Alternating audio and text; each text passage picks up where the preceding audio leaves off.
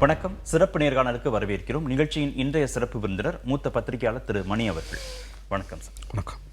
பாஜகவுடைய முன்னாள் மாநில தலைவர் திரு அண்ணாமலை அம்மா மக்கள் முன்னேற்ற கழகத்துடைய பொதுச் செயலாளர் திரு டிடிவி தினகரனை சந்தித்து பேசியிருக்கிறார்.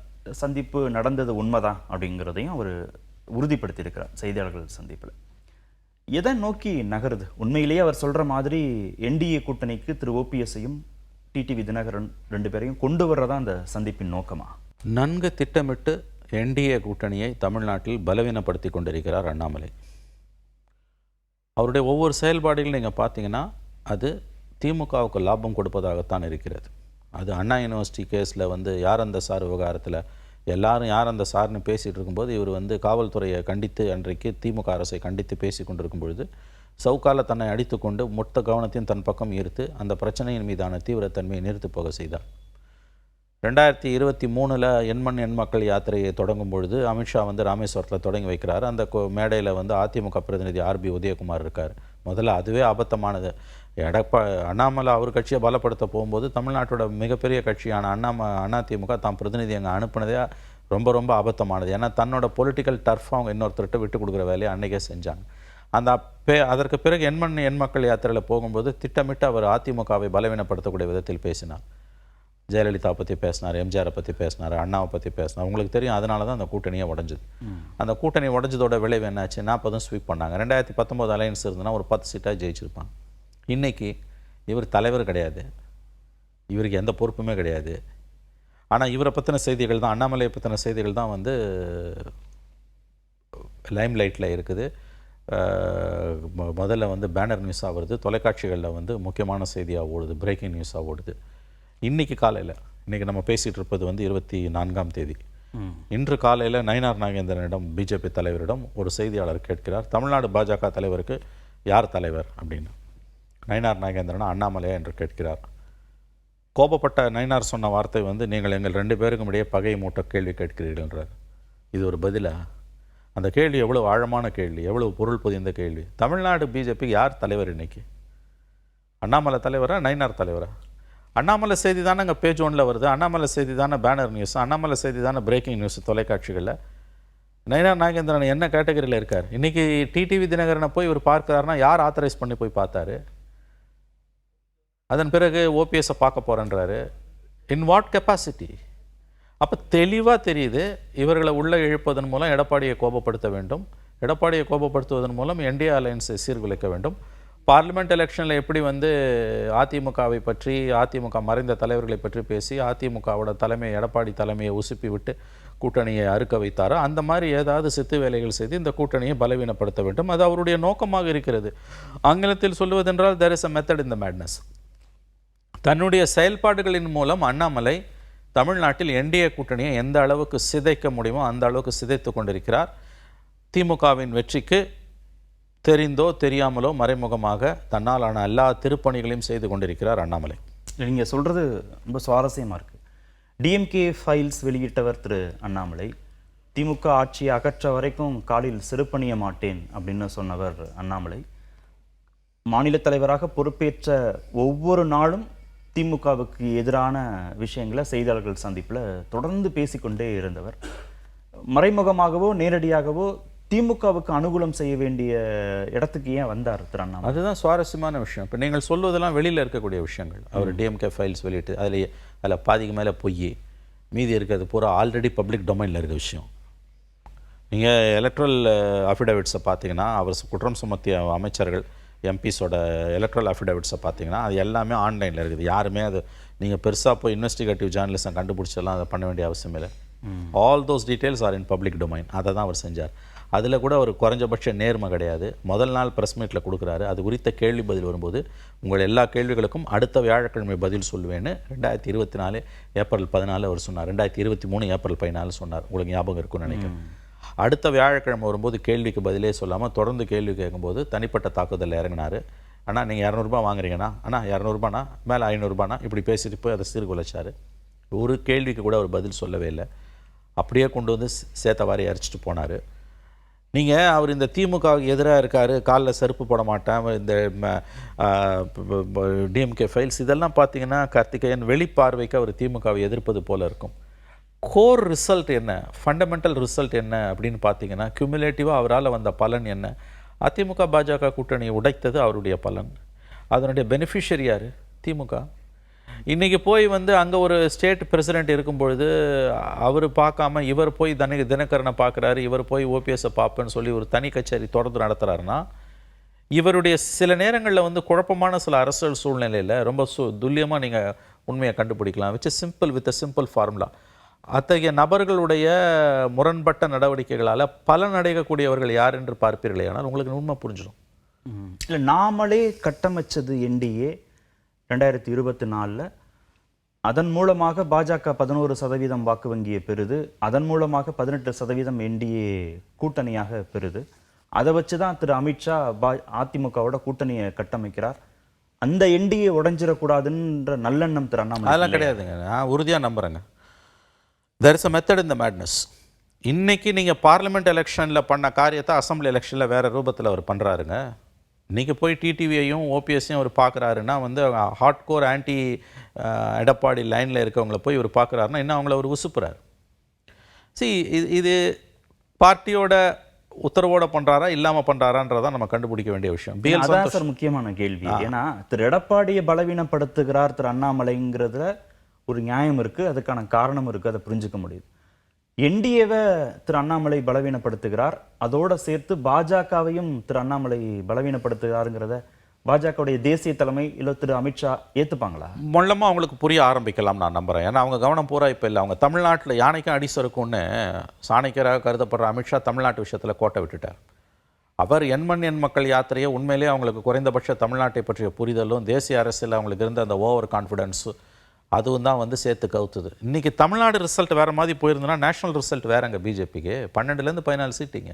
சந்திரபாபு நாயுடுவையும் நிதிஷையும் நம்பியிருக்க வேண்டிய அவசியம் கிடையாது. ஆர் நம்பி இருந்தாலுமே வந்து இவங்களுக்கு பஃபர் இருந்திருக்கும். யூசி 2019 ஏடிஎம் ஒன்றுபட்ட ஏடிஎம்கே, பிஜேபி, பாட்டாளி மக்கள் கட்சி, தேமுதிக, குட்டி கட்சிகள் எல்லாமே ஆல் ஸ்மாலர் பார்ட்டிஸ் எல்லாம் சேர்ந்து அந்த அலையன்ஸ் இருந்ததுன்னா 10லேருந்து 12 seat solidly. 2009 result Jayalalithaa ADMK 2 left MDMK வச்சு பண்ண மாதிரி 28-12 அங்கே டைனமிக்ஸே மாறி இருக்கும். தமிழ்நாடு லாங் டைம் கோல் தானே சார் எப்போதுமே பாஜக. லாங் டைம் கோல் அசம்பிளியில் Annamalai sir, long time goal அசம்பிளியில், பார்லிமெண்ட்டில் கிடையாது சார். பார்லிமெண்ட்டில் அவங்க டெல்லியில் வந்து நம்ம ஸ்வீப்பு, நார்த் இந்தியாவில் ஸ்வீப்பு அண்ணாமலை கிட்ட அவுட் சோர்ஸ் பண்ணிட்டாங்க.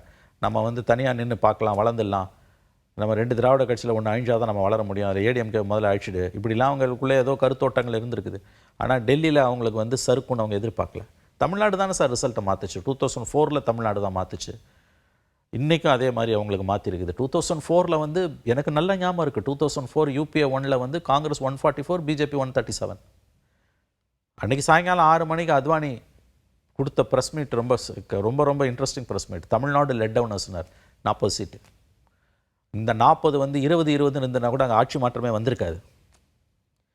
அந்த ஒரு ஃபோர்சைட் வந்து அமித்ஷாக்கு இல்லாமல் போச்சு. அதோட விளைவு இவங்க இது வந்து அண்ணாமலையை நம்பி அமித்ஷா பின்னடைவை சந்திச்சிட்டாரா? கண்டிப்பாக பிஜேபி தலைமை பின்னடைவை சந்தித்தது. அதீதமான நம்பிக்கையை அண்ணாமலை மீது மோடி அமித்ஷா வைத்திருந்ததன் விளைவு தான் வந்து அவங்க தமிழ்நாட்டில் வந்து சார் 24 அலையன்ஸ் பிரேக்கப் ஆனது யார் சார் காரணம்? ஆனால் பார்ட்டி திரு அண்ணாமலை பொறுப்பில் இருக்கும்போது வைப்ரண்ட்டாக இருந்தது. ஆன்டி டிஎம்கே பண்ணது ஓகேங்க, ஆன்டி ஏடிஎம்கே நயினார் இப்ப அப்படிலாம் பண்ணல. நயினார் பண்ணவே இல்லை. நான் இன்னொன்று சொல்கிறேங்க, அண்ணாமலை இருந்த வரைக்கும் ஒரு லைம் லைட் இந்த பார்ட்டி கிடச்சிது, நல்லதோ கட்டதோ தடால் புடால்னு ஏதோ பேசிட்டு கிடந்தாரு. 2% ஓட்டு கூட ஏறி இருக்கலாம் கார்த்திகை, நான் அது எதுவுமே மறுக்கல. பட் அவர் டிஎம்கேவை ஏற்றதோடு நிற்காம ஏடிஎம்கேவை சேர்த்து எதிர்த்தார். ஏடிஎம்கேவை சேர்த்து எதிர்க்கிறீங்கன்னா உங்கள் டிஎம்கே எதிர்ப்பு என்பது நாடகம். அது எப்படி நீங்கள் ஏடிஎம்கே டிஎம்கே ஏற்றுட்டீங்க நிற்பீங்க? திராவிட கட்சிகள் இல்லாத தமிழ்நாடு தானே பிஜேபியோட இலக்கு. அது எப்படின்னு கேட்டிங்கன்னா, நீங்கள் அங்கே டெல்லியில் ஸ்டேபிளாக உட்காந்த பிறகு இங்கே விளையாடி பார்க்குறது. இந்த காங்கிரஸ் வந்து தனியாக நிற்போம், தன்மானம் காப்போம்லாம் மூப்பனார் காலத்தில் பண்ணும்போதெல்லாம் எப்போன்னு பார்த்தீங்கன்னா பார்லிமெண்ட்டில் அசம்பிளியில் ஒரே ஒரு தடவை பண்ணி தோற்ற பிறகு அந்த விஷ பரீட்சை அவங்க பண்ணதே கிடையாது. சரி, டெல்லியில் நீ ஸ்டெபிலைஸ் பண்ணணும்னா ஒவ்வொரு மாநிலமும் சிறுதுளி பெருவெள்ளம். அவங்க டெல்லியில் அது மிதப்பில் இருந்தாங்கங்க. மோடி 2.0 இவ்வளோ 303, நம்ம வந்து ஆப்கி பார் 400 பார், தமிழ்நாட்டில் நமக்கு வந்துடும், வராட்டியும் பரவாயில்லன்னு நினப்பில் இருந்தாங்க. அங்கே சறுக்குச்சு, இங்கேயும் சறுக்குச்சு. இங்கே ஆக்சுவலாக இருந்ததுன்னா அவங்க நம்பர்ஸை வேறங்க. இது நான் சொல்கிறது கார்த்திகேயன், நான் உங்களை சேலஞ்ச் பண்ணி சொல்கிறேன். தனிப்பட்ட முறையில் பிஜேபியில் இருக்கக்கூடிய எந்த ஒரு தலைவர்கள் அல்லது உங்கள் நண்பர்கள் உங்களுக்கு சோர்சஸ் இருக்கும், அவங்கக்கிட்ட நீங்கள் கேட்டு பாருங்கள். ஆஃப் த ரெக்கார்டு அவங்க நான் சொல்கிறத வந்து 100% என்டார்ஸ் பண்ணுவாங்க. இப்போ எண் மக்கள் யாத்திரையை திரு அண்ணாமலை போகிறதுக்கு திரு அமித்ஷா அனுமதிச்சிருக்க கூடாதுன்னு 100% அனுமதிச்சிருக்க கூடாது. ஏன்னா அவர் அலையன்ஸ் சாபட்டாஜ் பண்றாரு. அவர் ப்ரொஃபைல பொசிஷன் பண்ணாரே தவிர பாஜக ப்ரொஃபைல பொசிஷன் பண்ணலையோ? பொசிஷன் பண்ணல. 2 காரியம் பண்ணாருங்க அவரு. தன் பொசிஷனை ப்ரொஃபைல வந்து என்ஹான்ஸ் பண்ணிட்டாரு. தெரிஞ்சோ தெரியாமலோ திமுகவுக்கு அவர் ஹெல்ப் பண்ணார். நான் அதுக்கு மேலே கான்ஸ்பிரசி தியரிஸ்குள்ளே போக விரும்பல. திமுக 40 சீட்டு ஜெயிச்சதுக்கு அண்ணாமலை ஒரு முக்கிய காரணம். ஏன்னா அந்த எண்மண் மக்கள் யாத்திரைக்கு பிறகு தான் அந்த அலையன்ஸ் உடையுது. அந்த அலையன்ஸ் உடைஞ்சதால தான் இவங்க 40-0 வராங்க. இல்லைன்னா இவ்வளோலாம் வந்திருக்காது. ஏடிஎம்கே பிஜேபி அலையன்ஸ் மட்டுமே வச்சுட்டு ஒரு 7 தொகுதியில் நீங்கள் பார்த்தீங்கனாலே வந்து ரிசல்ட் வேறு மாதிரி போதுங்க. சரி, கண்டிப்பாக வந்து அவங்களோட 2019 அலையன்ஸ் இருந்திருந்ததுன்னா 40-0 வந்திருக்காது. இல்லை, இப்போ அதை புரிஞ்சுக்கிட்ட திரு அமித்ஷா உடனடியாக அதிமுக பாஜக கூட்டணியை 2026க்கு கட்டமைக்கிறாரு. ஆமாம், என்டிஏவும் பலவீனம் அடைஞ்சிடக்கூடாது, ஒன்றிணைந்த அதிமுக வேணும், கூட்டணியும் பலமா இருக்கணும்னு நினைக்கிறாங்க. அதைத்தானே செயல்படுத்த திரு அண்ணாமலை கிடையாது. இது வேற கதை. இது இங்கே ஒரு லீடர், எலெக்டட் லீடர் இருக்கும்போது இவர் எதுக்கு போய் பேசுகிறாரு? ஏங்க, ஒரு இன்னைக்கு அந்த ப்ரெஸ் மீட்டில் கேட்ட கேள்வி ரொம்ப ரொம்ப யார் அந்த ரிப்போர்ட்னு தெரில. It's a very sharp question. It's a lovely question. யார் தலைவர் தமிழ்நாடு பிஜேபிக்கு? உங்கள் கடந்த கால வரலாறு தெரியாதா? நீங்கள் நல்ல நோக்கத்தோடு பண்ணுறீங்கன்றத கட்சிக்குள்ளே இருக்க tell me one BJP leader. பிஜேபிக்குள்ளே இருக்கக்கூடிய ஒரு தலைவரை, குறைஞ்சபட்சம் மனசாட்சி உள்ள தலைவர்கள் யாரையாவது நல்ல நோக்கத்தோடு தான் அண்ணாமலை பண்ணுறாரா? இது என்ன நடக்குதுன்னு அவங்களுக்குள்ளே இருக்கவங்களுக்கு தெரியுங்க. அவங்க புழுங்கின்னு இருக்காங்க. அன்னைக்கு தலைவராக இருந்து சாபட்டாஜ் பண்ணார், இன்னைக்கு தலைவராக இல்லாமல் எல்லா வேலையும் பண்ணின்னு இருக்காரு. மீடியா ஒளி நெரேட்டிவ், பிஜேபியை பற்றின நெரேட்டிவ் ஏன் வந்து அண்ணாமலை சுற்றியே சொல்லுது? அவர் தலைமையில் ரசிகர் மன்றம், பேரவையெல்லாம் கூட ஆரம்பிச்சு. நான்சென்ஸ். இதெல்லாம் வந்து நீங்கள் எவ்வளோ பெரிய ஆளாக இருந்தாலும் கட்சியை விட பெரிய ஆள் கிடையாது. நாளைக்கு அண்ணாமலை பிஜேபியிலேருந்து தூக்கி வெளியில் போட்டாங்கன்னா அவர் ஒன்றுமே கிடையாது, 0 அவர். நீங்கள் எவ்வளோ பெரிய தலைவராக இருந்தாலும் கட்சி தான் உங்களுக்கு அடையாளம். பிஜேபியில் வரத்துக்கு முன்னால் அண்ணாமலை யார்? நாளைக்கு பிஜேபி விட்டு வெளியில் போனால் அண்ணாமலை யார்? பிஜேபிக்கு உள்ளே இருந்து நீங்கள் வாக்கு வங்கியை உயர்த்தியிருக்கலாம், ஆனால் பிஜேபி விட்டு வெளியில் போனீங்கன்னா நீங்கள் ஒன்றுமே கிடையாது. இது நான் வந்து எல்லா கட்சியிலையும் இருக்கவங்களுக்கு சொல்கிறேன்.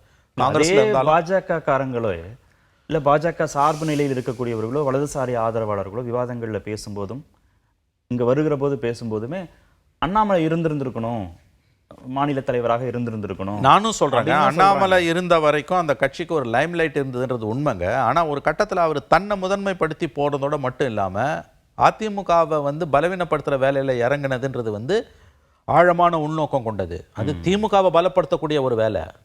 அண்ணாமலைக்கு தனிப்பட்ட முறையில் கனவுகள் இருக்குது, அவருக்கு ஒரு அஜெண்டா இருக்குதுங்க. இல்லை, அதில் ஒரு கிளாரிஃபிகேஷன் மட்டும் வேணும். அவர் திரு எடப்பாடி பழனிசாமியை பலவீனப்படுத்தினாரா அதிமுகவை பலவீனப்படுத்துறது? வெறும் ஏடிஎம்கே எடப்பாடி மட்டும் கிடையாது, அவர் ஏடிஎம்கேவையும் பலவீனப்படுத்துறது மூலமாக, மறுபடியும் சொல்கிறேன், தெரிஞ்சோ தெரியாமலோ திமுகவுக்கு தான் அவர் நன்மை செய்கிறார். இது இப்போ டெல்லியில் இருக்கவங்களுக்கு லேட்டாக புரியுது. இப்போ இன்றைக்கி விட்டுட்டு நிற்கிறாங்க அவங்க எல்லாத்தையும். நீங்கள் பிஜேபிக்குள்ளே இருக்கக்கூடிய லீடர்ஸ் கிட்ட பேசி பாருங்கள். என்னங்க நான் கேட்குறேன் உங்களுக்கு வந்து, ஒரு மனிதனுடைய செயல்பாடுகளால், கட்சி பலவீனமாக இருக்க ஒரு மாநிலத்தில் ஒரு இண்டிவிஜுவலோட செயல்பாடுகளால் உங்களோட பிரதான எதிரியான திமுக பலன் அடையுதுன்னா அப்போ இவர் யார்? வெரி சிம்பிளுங்க. ஏடிஎம்கே உங்கள் கூட இருக்காங்க, ஏடிஎம்கேவை நீங்கள் வந்து பலவீனப்படுத்தணும்னு வெளிப்படையாக விரும்பலை, அவங்களோட தான் நீங்கள் அலையன்ஸில் இருக்கீங்க. இவர் ஒரே நேரத்தில் 2 பேரையும் திராவிட கட்சிகளை திட்டுறதை எப்படி நீங்கள் அனுமதிக்க முடியும்? அதில் பலன் அடையிறது யார்? திமுக. அப்போ இந்த புரிதல் அவங்களுக்கு இல்லாமல் இன்றைக்கி வந்து கண்கட்ட பிறகு சூரிய நமஸ்காரம்வாங்க. இன்றைக்கி வந்து அவங்க இழுத்து பிடிக்கணுன்றாங்க. பட் அவர் பாருங்கள், நீங்கள் அவர் தலைவர் பதவியில் இல்லை சார். இன்றைக்கி அவர் எந்த விதமான பொறுப்பு, நேஷனல் பொசிஷனிங் கூட அவருக்கு எதுவுமே கிடையாது. ஆனால் பேசு பொருளாக இருந்துகிட்டே இருக்கு. அண்ணாமலை எப்படி பேசுபடு பொருளாக இருக்க முடியுது? எப்படி இருக்கார் அவர்? It's very interesting. நான் சொல்கிறேன், அதனால தான் இன்றைக்கி அந்த யார் அந்த கேள்வியை கேட்டாங்கன்னு தெரியல. It's a very beautiful lovely question. யார் தலைவர்? தமிழ்நாடு பிஜேபிக்கு யார் தலைவர்? எனக்கு கேட்டால் போராடலாம் இந்த கேள்வியை கேட்கணும். நயினார் நாகேந்திரன் ப்ரொவோக் ஆகிட்டார். நீங்கள் எங்கள் 2 பேருக்குள்ளே கோபத்தை சண்டையை மூற்றுகின்றார். இன் வாட் கெப்பாசிட்டி நீங்கள் டிடிவி தினகரனை பார்த்து 1.5 மணி நேரம் பேசுகிறீங்க, ஓபிஎஸ்ஸை பார்க்க போகிறேன்றீங்க? அந்த நெரேட்டிவ் உங்களால் எப்படி செட் பண்ண முடியுது? இது பிஜேபியோட மறைமுக ஆதரவு இல்லையா, அல்லது தன்னிச்சையாக செய்கிறீங்களா? எப்படி இருந்தாலும் தேர் இன் கிராஸ் ரூட்ஸுங்க. இல்லை, திரு இபிஎஸ்ஸை தானே இது சங்கடப்படுத்தும் இந்த சந்திப்புகள். ஒருங்கிணைந்த அதிமுக வேணும்னு நினைக்கக்கூடிய பாஜக காரங்களோ, அதிமுக காரங்களோ, இல்லை அதிமுக பாஜக கூட்டணியில் இருக்கிறவங்களுக்கோ அண்ணாமலை கொஞ்சம் ப்ரோக்ரஸை நோக்கி தானே நகர்றாருன்னு தானே தோணுங்க. அது ரொம்ப மன்னிக்கணும், அது ரொம்ப தவறான பார்வை. இன்றைக்கி எடப்பாடி தான் ஏடிஎம்கேவோட லீடர்ஷிப்ன்றது எடப்பாடி தான். அவ்வளோ சீக்கிரம் நீங்கள் எடப்பாடி நகர்த்த அவர் விருப்பம் தான் முக்கியம். அவர் விருப்பம் தான் நீங்கள் முக்கியம். நாளைக்கு பெரிய கலகம் வெடித்து எடப்பாடி நகர்த்துறாங்க, அதெல்லாம் வந்து எனக்கு தெரிஞ்சு வந்து நடப்பதற்கு வாய்ப்பு குறைவு. அப்படி ஒரு வேளை நடந்ததுன்னா, அப்படிலாம் சில கான்ஸ்பிரசி தியரிஸ் இருக்குது. அது நடந்தால் தான் நம்ம பேச முடியும். இன்றைக்கி வந்து எடப்பாடியை ப்ரொவோக் பண்ணுறதுன்றது ஏடிஎம்கேவை ப்ரொவோக் பண்ணுறது. செங்கோட்டையும் எவ்வளவோ பேசினார், நாங்கள் 6 மந்திரிங்க போய் சொன்னால் அவர் கேட்கலன்னு. அவர் சொன்னதை யாராவது மற்ற 5 மந்திரியில் யாராவது ஒருத்தராவது வந்து என்டார்ஸ் பண்ணாங்களா? ஒருத்தர் என்டார்ஸ் பண்ணாங்களா? பண்ணலையே. உள்ளுக்குள்ளே வருத்தம் இருக்கலாம், நான் ஒத்துக்கிறேன். பட் வெளியில் யாருமே வந்து எடப்பாடிக்கு எதிராக அஃபிஷியலாக ஒரு லைன் கூட எடுக்கலையே. நீங்கள் அண்ணாமலையை வந்து குறைச்சி மதிப்பிடாதீங்க. நான் திரும்ப சொல்கிறேன், அவர் ரொம்ப டீப் ரூட்டட் அஜெண்டாவோட செயல்படுறார். அது பிஜேபிக்கே சிக்கலாக மாறுதான். பிஎல் சந்தோஷ் வந்து அவரை பார்த்துட்டு போனது. நான் உங்களுக்கு சொல்கிறேனே, நான் யூஸ்வல் நான் அப்படி சொல்ல மாட்டேன். என்னோட இந்த தகவல் வந்து சொல்கிறேன். நான் பிஜேபிக்குள்ளே இருக்கக்கூடிய ஒரு ரொம்ப சீசன்டான ஒரு ஃப்ரெண்டு ஒருத்தர் சொன்னது. பிஎல் சந்தோஷ் வந்து அவர் கூல் டவுன் பண்ணுறாரு, நீங்கள் பார்ட்டி லைனுக்கு எதிராக போகாதீங்கன்னு. அண்ணாமலையா அந்த இதுக்கெல்லாம் போகாமல் வந்துட்டு அவர் பார்த்தப்பனே. அப்போ அவர் சொன்ன வார்த்தை வந்து, remember what happen to vice president Dhankhar. Dhankhar எவ்வளோ பெரிய பதவியில் இருந்தார். Second most powerful post. புரோட்டோக்காலில் வந்து நம்பர் 2 மேன் இந்த கண்ட்ரி. தன்கருக்கே அந்த நிலைமைன்னா மற்றவங்களுக்கு என்ன? இவையெல்லாம் கொடுக்கப்பட்டிருக்கிற எச்சரிக்கை மணிகள். என்னமோ நடக்குதுங்க அந்த கட்சிக்குள்ளே, அது நிச்சயங்க, அதில் சந்தேகம் இல்லை. அவர் தனி கட்சி ஆரம்பிப்பாரெலாம் பேசுகிறாங்க. நான் நேற்று வரைக்கும் அதுக்கு வாய்ப்பு இல்லைன்னு நினச்சிட்டு இருந்தேன். பட் வரக்கூடிய தகவல்கள் வந்து அப்படி நடந்தால் அதில் ஆச்சரியம் இல்லைன்னு சொல்கிறாங்க. அப்படிலாம் நடந்ததுன்னா தட் சூசைடல் பாலிடிக்ஸ். நீங்கள் எவ்வளோ பெரிய நபராக இருந்தாலும் உங்களை விட கட்சி பெரிது, அதை மறந்துடாதீங்க. அதுவும் மோடி அமித்ஷாவோட உண்மையான முகத்தை வந்து அண்ணாமலை பார்க்கவில்லை என்று தான் அர்த்தம். அதுக்கு தான் இந்த நண்பர் சொன்ன, பிஜேபியில் இருக்கக்கூடிய நண்பர் சொன்னது. என்ன சுட்டிக்காட்ட விரும்புகிறார் தன்கரை உதாரணம் சொல்கிறது மூலமாக? சில உதாரணங்களுக்கு கார்த்திகேயன் வார்த்தைகள் தேவையில்லை. சில சந்தர்ப்பங்களில் வந்து உங்களுக்கு வந்து பேசின வார்த்தையை விட பேசாத வார்த்தைகளுக்கு வந்து மௌனத்துக்கு வலிமை அதிகம். சில வார்த்தைகள் சில தருணங்களில் பேசின வார்த்தைகளை விட பேசாத வார்த்தைகளுக்கு மதிப்பு அதிகம். சில அரிதான தருணங்களில் மௌனம் ஒரு சிறந்த மொழி. தன்கர் உதாரணம் வந்து அண்ணாமலைக்கு சுட்டி காட்டப்பட்டிருக்கிறது என்றால் புரிய வேண்டியவர்களுக்கு அது புரியும். நீங்கள் அமித்ஷா மோடியை வந்து குறைச்சி மதிப்பிடாதீங்க. நான் திரும்பவும் சொல்கிறேன், நான் 12 வருஷமாக நாட்டை ஆண்டுகிட்டு இருக்காங்க. 1000 விமர்சனங்கள் இருந்தாலும் சுதந்திர இந்திய வரலாறில் நடக்காத ஒரு பெரிய சம்பவம், நடக்கக்கூடாத சம்பவம் வந்து வைஸ் பிரசிடென்ட் வந்து ரிசைன் பண்ணிட்டு போனது. அது ரிசைன் பண்ணிட்டு போனதை நேரடியாக அவர் இன்ன வரைக்கும் யாருக்கிட்டையுமே சொல்லலை. அது எச்சரிக்கையாக அண்ணாமலைக்கிட்ட சந்தோஷ் சொன்னார் என்பதுதான் தகவல். பார்க்கலாம், பொறுத்திருந்து. நன்றி நிகழ்ச்சியில் பங்கேற்றதற்கு. மீண்டும் சந்திப்போம். நன்றி, வணக்கம்.